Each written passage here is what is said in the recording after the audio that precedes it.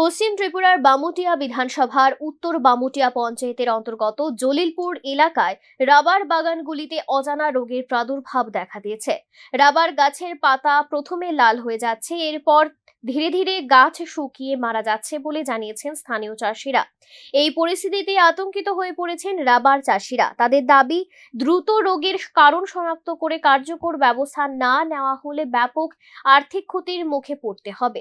চাষিদের অভিযোগের ভিত্তিতে এলাকায় পৌঁছে রাবার বাগান পরিদর্শন করেন স্থানীয় বিধায়ক নয়ন সরকার। তিনি চাষিদের সঙ্গে কথা বলে ক্ষয়ক্ষতির বিষয়টি খতিয়ে দেখেন। বিধায়ক নয়ন সরকার জানান, বিষয়টি নিয়ে তিনি কৃষি দপ্তর এবং রাবার বোর্ডের সঙ্গে আলোচনা করবেন। দ্রুত বিশেষজ্ঞদের মাধ্যমে রোগের কারণ নির্ণয় এবং প্রয়োজনীয় ব্যবস্থা গ্রহণের উদ্যোগ নিতে তিনি রাজ্য সরকারের কৃষি দপ্তরের কাছে দাবি তোলেন। আমি আজকে আইলাম জলিলপুর বামুটিয়া বিধানসভার অন্তর্গত উত্তর বামুটিয়া গ্রাম পঞ্চায়েত। তো এখানের যারা রাবার চাষি আছেন তারা জানাইলো যে এখানে রাবার বাগানের কিছু গাছ পাতা লাল হয়ে যেতেছে। তো পাতা লাল হওয়ার পর গাছগুলা মারা যায়। তো এরকম একটা রোগ আইছে।